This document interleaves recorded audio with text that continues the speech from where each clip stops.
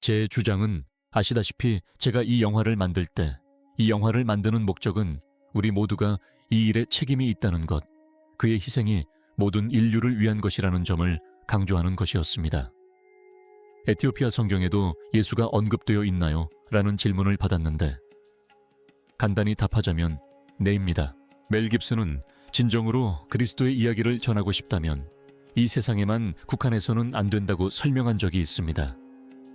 그는 진정한 이야기는 평범한 현실을 훨씬 뛰어넘어 대부분의 사람들이 상상조차 하지 못했던 영역까지 뻗어 있다고 믿었습니다. 멜 깁슨에 따르면 그가 구상한 부활 속편은 전통적인 영화와는 전혀 다른 느낌이었다고 합니다. 압도적이고 초현실적이며 거의 꿈결 같은 분위기였다고 하죠. 천사들이 천국에서 떨어지고 예수가 지옥의 시면으로 내려가는 현실의 근간을 뒤흔들 만큼 거대한 우주적 대결 말입니다. 할리우드가 주저했던 이유도 바로 그 때문이었습니다. 너무 극단적이고 너무 기괴하고 너무 위험해서 영화로 만들기에 적합하지 않다고 여겨졌죠. 하지만 거의 아무도 이야기하지 않는 사실이 하나 있습니다. 깁슨이 급진적이라고 불렀고 스튜디오들이 조용히 손을 떼게 만든 그 비전은 영화를 위해 구상된 것이 아니었다는 것입니다. 오래전에 글로 쓰여진 아이디어였죠. 현대 시나리오 작가들도 로마 교황청 관리들도 서구 명문대학의 학자들도 그런 답을 내놓을 수 없습니다. 이 기록은 1700여 년 전 에티오피아 고원지대의 수도사들에 의해 보존되었습니다. 지구상에서 가장 오래된 기독교 전통 중 하나에 담긴 예수 그리스도에 대한 묘사는 숨막힐 듯 강렬하고 불편할 정도로 충격적이며 대부분의 사람들이 주일학교에서 배웠던 것과는 완전히 다릅니다. 너무나 생생하고 강력하며 서구 신학과는 너무나 다른 이 묘사는 수세기 동안 조용히 무시되고 묵살되었으며 어떤 경우에는 의도적으로 억압되었습니다. 이 고대 전통은 예수 그리스도를 온화하고 깔끔한 인물이 아니라 훨씬 더 경외감을 불러일으키는 존재로 묘사합니다. 그의 머리카락은 햇빛에 비친 양털처럼 빛나고 그의 눈은 수정에 갇힌 불꽃처럼 타오릅니다. 그의 존재감은 압도적이고 초월적이며 온전히 이해하기 어렵습니다. 멜 깁슨이 영화적 광기로 상상했던 것이 사실은 고대의 기억일지도 모르며 그로 인해 제기되는 질문은 불안감을 자아냅니다. 만약 이런 모습의 그리스도가 오래전에 알려졌다면 왜 우리는 이 모습을 보지 못했을까? 그의 얼굴은 천명의 아들보다 더 찬란하게 빛난다. 그의 존재감은 너무나 강렬해서 천사들조차 그 앞에서 말을 잃고 현실 자체가 그의 존재를 중심으로 왜곡되고 휘어지는 듯하다. 그는 르네상스 회화에서 유명해진 부드럽고 창백한 모습의 인물이 아니다. 이것은 훨씬 더 오래되고 훨씬 더 강력한 것입니다. 이 비전은 요한계시록이 탄생하기 수세기 전에 쓰인 고대 문헌에 나타납니다. 위로하기 위한 것이 아니라 압도하기 위한, 친숙하기 위한 것이 아니라 두려움, 경외심, 존경심을 동시에 불러일으키기 위한 그리스도를 묘사하는 글들입니다. 만약 멜 깁슨의 차기작이 이러한 잊혀진 자료들에서 아주 작은 영감이라도 얻는다면 그것은 단순한 성경 영화에 그치지 않을 것입니다. 그것은 예수 그리스도에 대한 세상의 이해를 영원히 바꿔놓을 것입니다. 오늘 여러분은 왜 이러한 예수 그리스도의 모습이 공개적으로 보여주기에는 너무 위험하다고 여겨져 수세기 동안 어둠 속에 감춰져 있었는지 알게 될 것입니다. 더 중요한 것은 성경의 귀환이 여러분이 신앙, 신성, 그리고 인류 역사상 가장 영향력 있는 인물에 대해 알고 있다고 생각했던 모든 것에 어떤 의미를 가질 수 있는지 알게 될 것이라는 점입니다.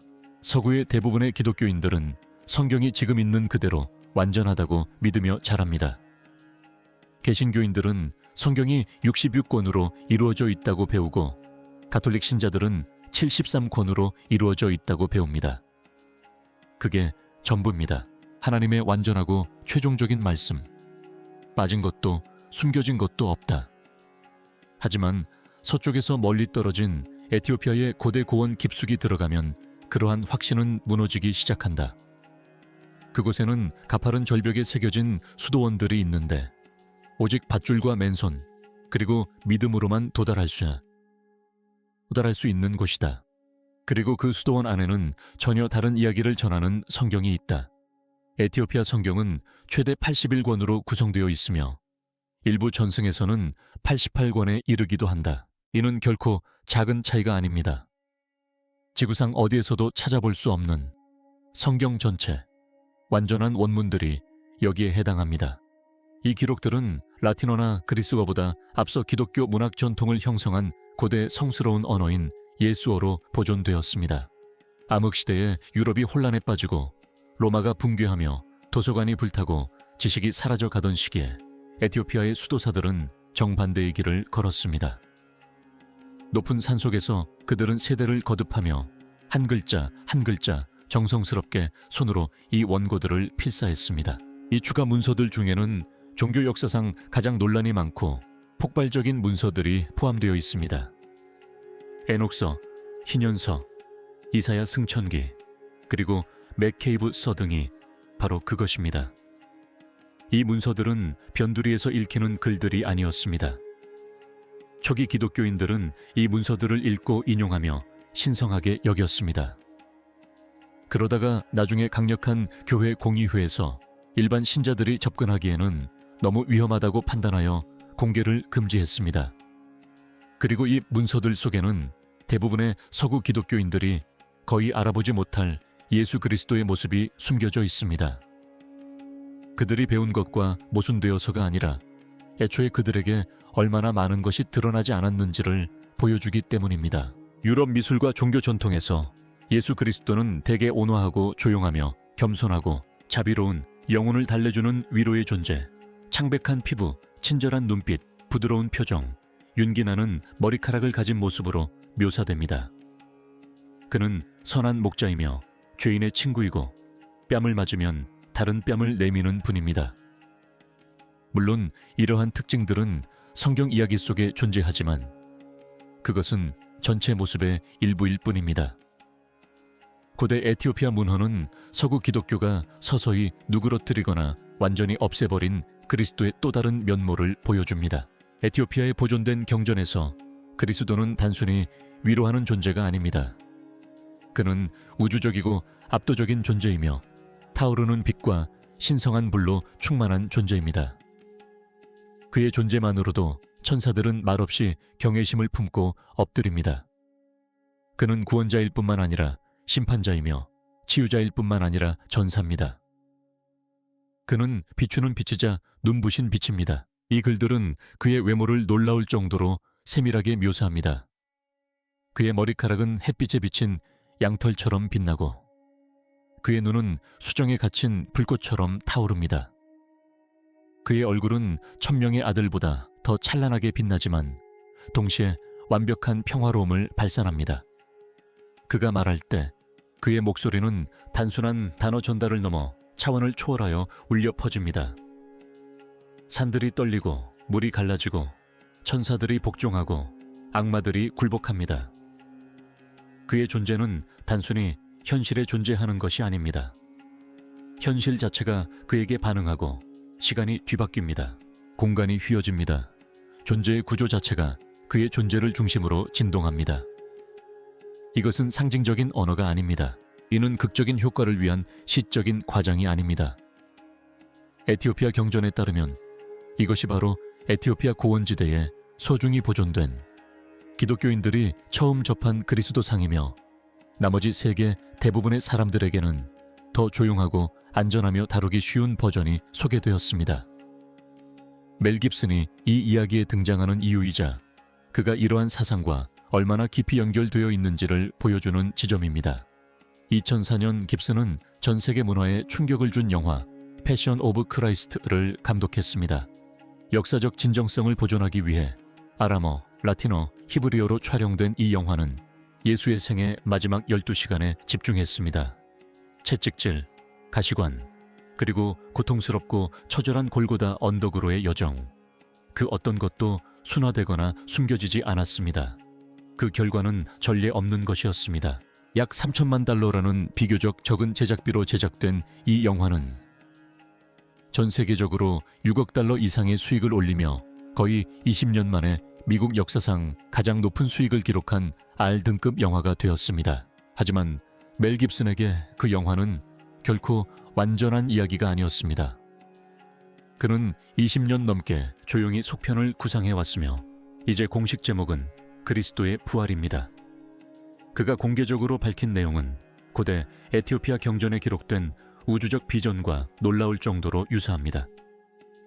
깁슨은 2022년 가톨릭 신문과의 인터뷰에서 속편이 단순한 시간 순서를 따르지 않을 것이라고 설명했습니다. 대신 그는 부활이 과거, 현재, 그리고 이 세상 너머까지 아우르는 시간의 흐름 속에서 일어나는 사건들과 함께 묘사되어야 한다고 말했습니다.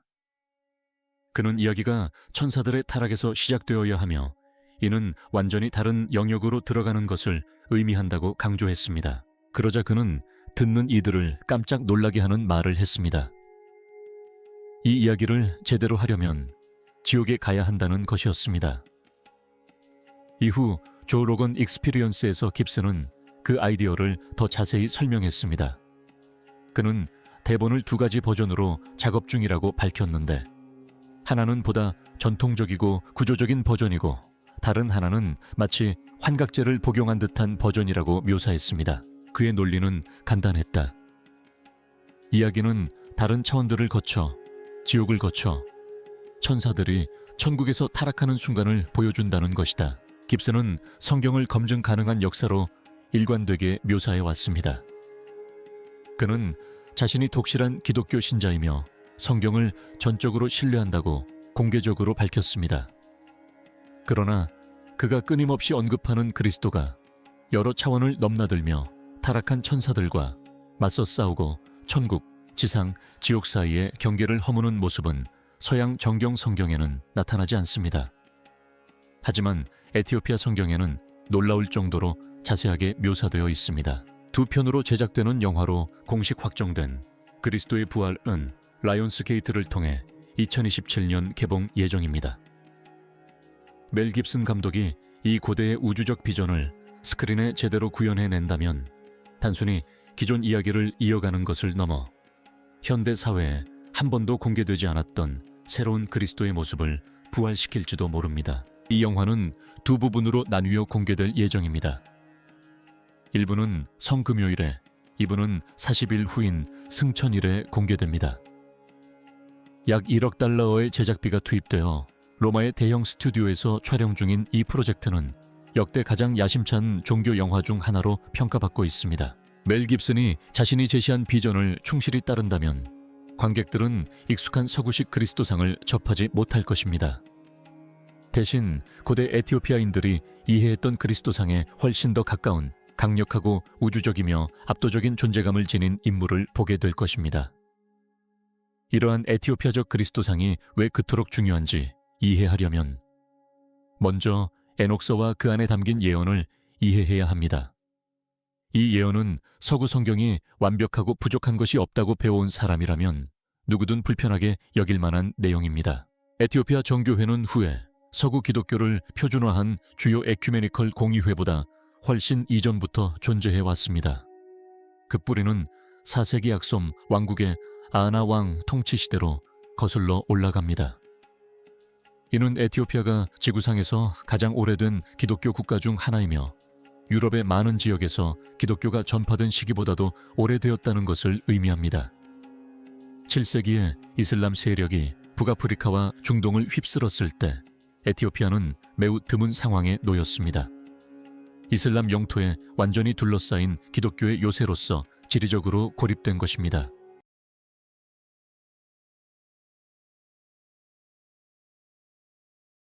로마와 콘스탄티노플 모두와 단절된 에티오피아의 기독교는 독자적으로 버텨야만 했습니다. 이러한 고립은 모든 것을 바꿔놓았습니다. 이는 에티오피아 기독교가 독립적으로 발전할 수 있도록 해주었고 나머지 기독교 세계가 후에 버리거나 수정하거나 지워버린 고대 문헌, 신앙, 비전을 보존할 수 있게 했습니다. 나머지 기독교 세계와 단절된 에티오피아 신자들은 독자적으로 신앙을 발전시켰습니다. 그들은 중요한 공의회에 참석하지 않았고 신학 토론에도 참여하지 않았습니다. 그들은 다른 지역에서 기독교를 재편했던 서적 소각과 교리 숙청을 피할 수 있었습니다.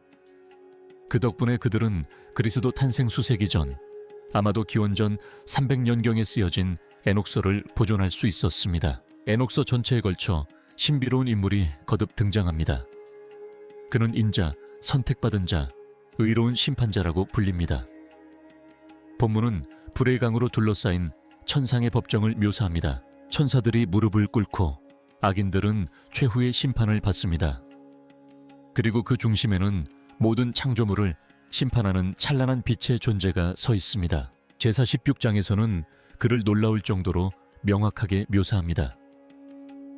양털처럼 흰 머리카락을 가진 한 인물과 거룩한 천사 중 하나를 닮은 은혜로운 얼굴로 빛나는 인간의 모습을 한 또 다른 존재가 함께 나타납니다. 이제 이것을 수세기 후인 서기 95년경에 파트모스의 요한이 쓴 요한계시록과 비교해 보십시오. 거기 묘사는 틀림없습니다. 양털처럼 하얀 머리카락, 불꽃처럼 타오르는 눈, 용광로에서 정련된 윤이 나는 청동처럼 빛나는 발, 쏟아지는 물소리 같은 목소리, 칼날처럼 날카로운 말솜씨, 압도적인 광채를 뿜어내는 얼굴. 이 모든 유사점은 단순한 우연이라고 치부하기엔 너무나 정확하다. 두 본문은 동일한 세부사항, 동일한 이미지, 동일한 권위를 묘사합니다. 학자들은 에녹서가 제2성전 시대에 널리 읽혔다는 데 동의합니다. 실제로 유다서 14절과 15절은 에녹서를 거의 그대로 인용하고 있습니다. 보라, 주께서 그의 거룩한 자들 수만 명과 함께 오셔서 모든 사람을 심판하시리라. 이것은 단순한 언급이 아닙니다. 유다는 에녹서를 율법서와 예언서와 어깨를 나란히 할 만한 권위 있는 경전으로 여깁니다. 초기 교회 지도자들도 같은 생각을 했습니다. 토티안과 이아니우스 같은 인물들은 에녹서를 공개적으로 인용하며 진정한 계시로 간주했습니다. 그러나 4세기경 교회 공의회가 성경 정경을 표준화하려는 움직임을 보이면서 에녹서는 조용히 제외되어야 하였다. 그리고 이는 모든 신자들이 깊이 고민해야 할 질문으로 이어집니다. 신약 성경을 기록한 바로 그 사람들이 이러한 환상들을 신성한 경전으로 여겼다면 왜 나중에 그것들을 우리에게서 빼앗아 갔을까요? 에티오피아 문헌에 나오는 그리스도의 외모 묘사는 그 자체로도 놀랍습니다. 하지만 이 문헌들 속에는 제도적 권위에 더욱 불안감을 주는 무언가가 숨겨져 있습니다. 예수 그리스도에게서 직접 비롯된 잊혀진 가르침들. 언약서로 불리는 문헌과 초기 루르기카 문헌을 포함하여 에티오피아 전통에 보존된 고대 문헌에는 서구 세계에서는 거의 알려지지 않은 예수 그리스도의 말씀이 기록되어 있습니다. 이것들은 익숙한 개념의 작은 변형이나 다른 표현이 아닙니다. 이것들은 구원에 대한 근본적으로 다른 이해를 제시하며 책임과 힘을 외부 제도보다는 개인 내부에 두는 것입니다. 한 구절에서 예수님은 너희는 흙의 자녀가 아니라 빛의 자녀이다 라고 선언하십니다. 잠시 멈춰서 이 말씀이 진정으로 무엇을 의미하는지 생각해 보십시오. 전통적인 서구 기독교는 인간의 타락한 본성을 강조합니다. 죄 많고 연약하고 흙으로 만들어졌으며 끊임없이 외부의 구원을 필요로 하는 존재. 인간은 마치 진흙처럼 불완전하고 의존적이며 개입 없이는 무력한 존재로 묘사됩니다. 그러나 에티오피아 경전은 이러한 생각을 완전히 뒤집습니다. 만약 인간이 빛의 자녀라면 신성은 멀리 있거나 도달할 수 없는 것이 아닙니다. 신성은 이미 모든 영혼 안에 내재되어 있습니다. 이러한 관점에서 구원은 사제나 의식, 제도에 의해 주어지는 것이 아닙니다. 그것은 내면의 각성, 항상 존재해왔던 것을 깨닫는 것입니다. 이러한 사상은 에티오피아 경전 전반에 걸쳐 반복적으로 나타납니다. 그리스도께서 하나님의 나라는 너희 안에 있다 라고 말씀하실 때 그것은 상징적이거나 은유적인 의미가 아니라 문자 그대로의 의미입니다. 그리고 개인 안에 내재된 신성이라는 바로 그 하나의 사상이야말로 이러한 가르침이 그토록 위험했던 이유이자 결코 통제 없이 퍼져나가서는 안 되었던 이유입니다. 이러한 가르침에서 천국은 죽음 이후에 기다리는 먼 목적지가 아닙니다. 그것은 내면의 상태, 영적 각성을 통해 접근 가능해지는 내면의 현실입니다. 이 경전들에 따르면 예수 그리스도의 사명은 결코 제도를 세우거나 권력의 위계를 만드는 것이 아니었습니다. 그것은 각 개인 안에 있는 신성한 자각을 일깨우는 것이었습니다. 에티오피아 문헌에는 인류가 진리를 잃어버렸을 때 일어날 일에 대한 예언적인 경고도 담겨 있습니다. 한 구절에서는 후대의 사람들이 스스로 신을 만들어내고 진리의 정신 자체가 아닌 상상의 산물을 숭배하게 될 것이라고 설명합니다.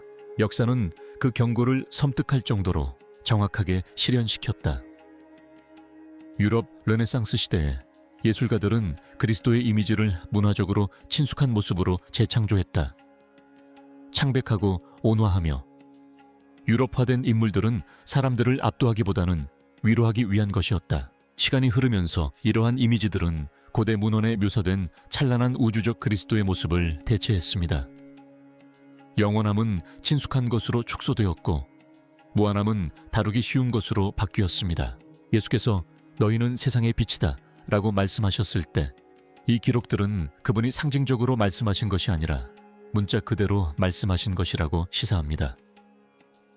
이 전통에 따르면 인간의 영혼은 그 안에 영원한 빛의 조각들을 지니고 있습니다. 그러므로 그리스도의 성육신은 인류에게 부족한 무언가를 채워주기 위한 것이 아니었습니다.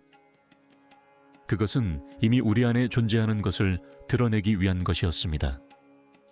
사람들에게 그들 안에 항상 지니고 있던 신성한 불꽃을 인식하고 접근하고 온전히 일깨우는 방법을 보여주기 위한 것이었습니다. 그리고 그 메시지를 이해하고 나면 왜 이러한 가르침들이 위험하다고 여겨졌는지 분명해집니다. 왜냐하면 자신 안에 신성이 살아있음을 아는 인류는 더 이상 통제될 필요가 없는 인류이기 때문입니다.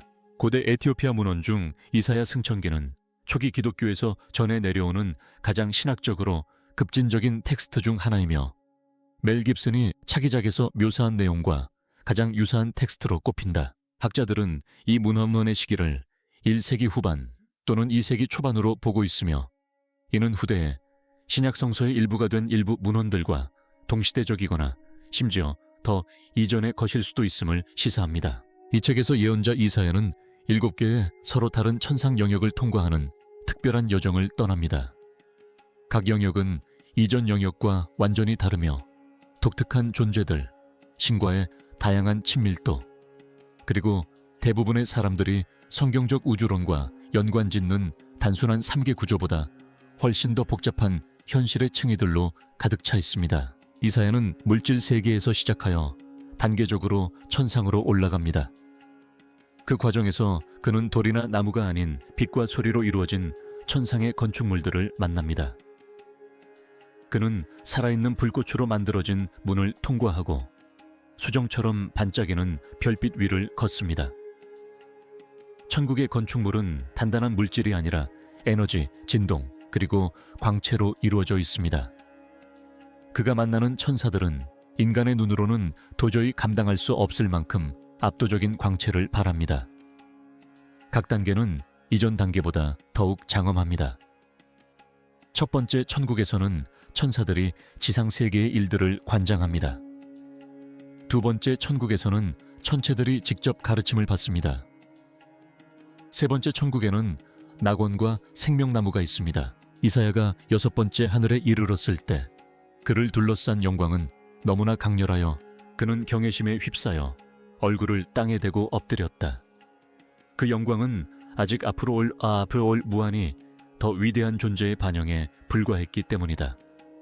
어떤 피조물도 스스로 살아남을 수 없는 7번째 하늘에서 이사야는 사랑하는 이 인간의 삶에 들어오려 준비하는 찬란한 권능의 형상을 만났다.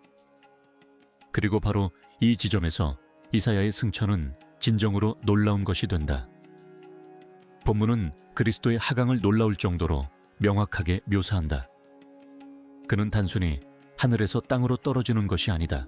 오히려 그는 각 영역을 의도적으로 넘나들며 창조물과 교감하기 위해 기꺼이 자신의 신성을 억제합니다. 모든 단계에서 그는 자신의 영광을 가려 그 영역의 존재들이 그를 인지할 수 있도록 합니다.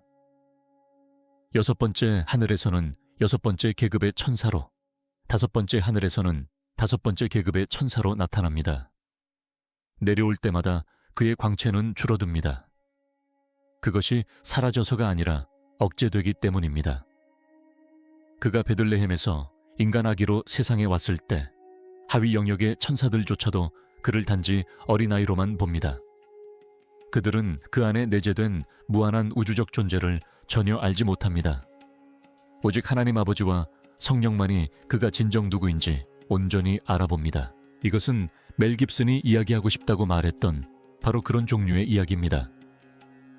여러 차원을 넘나드는 비선형적인 여정을 통해 천사들의 타락, 지옥으로의 하강, 그리고 천상세계와 차원 간의 충돌을 보여줍니다. 멜 깁슨이 조로건 익스피리언스에서 그리스도가 다른 차원을 넘나드는 모습을 보여주고 싶다고 말했을 때 이 고대 문헌은 이미 거의 2000년 전에 그 여정을 그려냈습니다. 이러한 맥락에서 십자가형은 단순히 인간적인 비극이 아닙니다. 그것은 우주적인 사건입니다. 생명의 근원이 죽음을 경험하고 잠시 동안 현실의 구조 자체가 변화하는 것입니다. 그리고 부활은 단순히 육체가 다시 살아나는 것이 아닙니다.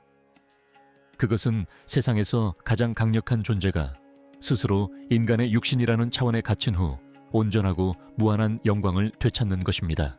이것은 단순한 상징이 아닙니다. 이는 보존되었다가 잊혀졌고 이제 다시 세상으로 돌아오고 있는 우주적 신학입니다. 서방 성경에서 이 구절들이 삭제된 것은 우연이나 사고가 아니었습니다. 이는 제도적 생존을 위한 계산된 행위였습니다. 4세기 콘스탄티누스 대제치에서 로마 제국은 공식적으로 기독교를 수용했습니다. 한때 가정교회, 신비주의자, 그리고 독립적인 공동체들로 이루어진 느슨하고 분산된 운동이었던 기독교는 이제 제국의 권력을 뒷받침할 수 있는 통일된 체계로 변모해야 했습니다. 이는 다양성을 줄여야 한다는 것을 의미했습니다. 신념은 표준화되어야 했고 독립적인 목소리들은 억압되어야 했습니다. 그리고 특정 경전들이 심각한 문제가 되었습니다. 이사야의 승천과 같은 글들은 평범한 사람들이 제사장이나 신전, 중개자 없이도 신성한 환상을 경험할 수 있다고 암시했습니다. 에녹서는 계시가 공식적으로 승인된 권위자를 통해서가 아니라 천상의 영역과의 직접적인 만남을 통해 온다고 주장했습니다. 에티오피아의 가르침은 한 걸음 더 나아가 모든 사람 안에 이미 신성한 빛이 존재한다고 주장했습니다. 이는 혁명적이면서도 위험한 발상이었습니다. 만약 신성한 불꽃이 이미 모든 인간 안에 있다면 왜 사제가 필요하겠습니까? 천국이 내 안에 있다면 왜 교회에 가야 할까요? 신과 직접 소통할 수 있다면 왜 성직자에게 죄를 고백해야 할까요? 구원이 노력으로 얻는 것이 아니라 깨달아야 하는 것이라면 왜 면죄부를 사야 하는가? 이것은 추상적인 신학적 논쟁이 아니었다. 권위, 통제, 권력, 그리고 돈에 관한 질문들이었다. 중세 교회가 유럽에서 가장 부유한 기관 중 하나로 성장한 것은 바로 스스로를 구원의 유일한 관문으로 내세웠기 때문입니다. 허가, 대가 또는 위계질서 없이 구원에 직접 접근할 수 있다는 것을 암시하는 모든 것은 제거되거나 침묵되거나 잊혀져야 했습니다. 그래서 이 문헌들은 반박되지 않았습니다. 그것들은 모두 사라졌습니다. 11조, 면죄부, 세례비, 결혼식 비용, 장례식 비용까지. 이 모든 것은 사람들이 하나님께 나아가기 위해 교회가 필요하다는 믿음에 기반했습니다. 구원에 대한 접근을 통제하면 모든 것을 통제할 수 있다는 것이었습니다. 그렇기 때문에 특정 경전들이 사라져야만 했습니다. 서기 363년 레오디사 공의회는 에녹서를 부정했습니다. 이사야의 승천기는 외경으로 분류되었습니다. 내면의 신성한 빛, 개인적인 각성, 그리고 하나님께 직접 나아가는 것에 대해 이야기하는 글들은 서서히 유통에서 사라졌습니다. 그 사본들은 파괴되거나 숨겨졌다. 저자들은 해고되거나 유죄 판결을 받았다. 메시지는 분명했다. 구원은 오직 승인된 경로를 통해서만 얻을 수 있다는 것이었다. 그리고 그 경로는 로마로 이어졌다. 하지만 수천 마일 떨어진 곳에서는 전혀 다른 일이 벌어지고 있었다. 에티오피아의 높은 산속에서 수도사들은 다른 선택을 했습니다. 밧줄과 가파른 절벽으로만 접근할 수 있는 깎아지른 절벽 위의 수도원에 고립되어 사막과 산맥, 그리고 점차 확장되는 이슬람 영토로 인해 지중해 정치와 단절된 채 그들은 원본 경전을 보존했습니다. 그들은 공의회에 참석하지도 않았고 칙령을 받지도 않았습니다. 그저 대대로 세기마다 늘 알고 있던 경전을 계속해서 필사했을 뿐입니다. 그 작업은 고되고 정밀했습니다. 각 필사본을 완성하는데 몇 달이 걸렸습니다. 수도사들은 기름 등불에 희미하게 밝혀진 서재에 앉아 고대 예수 문자의 모든 글자를 세심하게 다듬었습니다. 광물과 식물에서 직접 잉크를 만들고 동물 가죽으로 양피지를 손으로 제작했습니다. 고된 노동은 그들의 눈에 무리를 주고 허리를 굽히게 했으며 수명을 단축시켰습니다. 그럼에도 불구하고 그들은 신성한 계시를 지키고 있다고 믿으며 기꺼이 그 일을 했습니다. 그들의 헌신에 대한 증거는 오늘날까지도 남아 있습니다. 옥스퍼드 대학교에서 330년에서 660년 사이의 것으로 연대를 측정한 가라마 복음서는 세계에서 가장 오래된 기독교 사파 사본 중 하나입니다. 이 복음서에는 예수 그리스도의 생애를 묘사한 생생한 컬러 그림들이 담겨 있으며 에티오피아 티라 지역의 외딴 수도원에서 1500년 넘게 거의 완벽한 상태로 보존되어 왔습니다. 서구는 이 문헌들을 지워버렸지만 에티오피아는 이를 지켜냈습니다. 그리고 그 선택 덕분에 세상이 결코 보아서는 안 될 기독교의 한 형태가 여전히 살아남아 재발견되기를 기다리고 있습니다. 이 필사본들은 수도원을 떠난 적이 없습니다.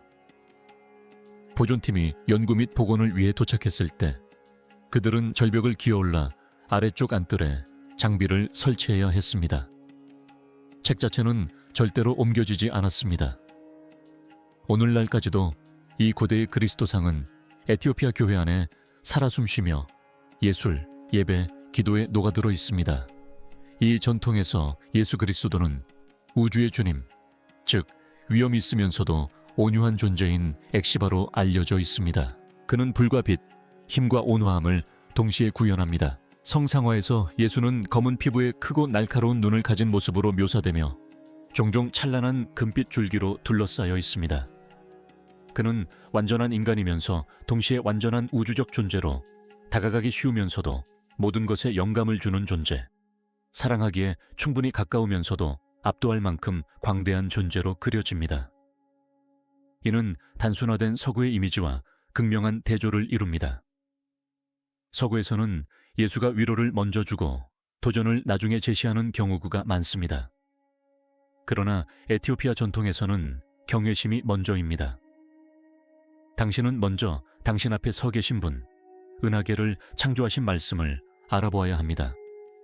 그래야만 그분께 친구이자 구원자로 다가갈 수 있습니다. 최근 몇 년 동안 에티오피아 기관들과 협력하는 현대 학자들이 이 고대 JS 사본들을 디지털화하기 시작했으며 그들이 발견한 것들은 오랫동안 유지되어 온 가정에 도전하고 있습니다.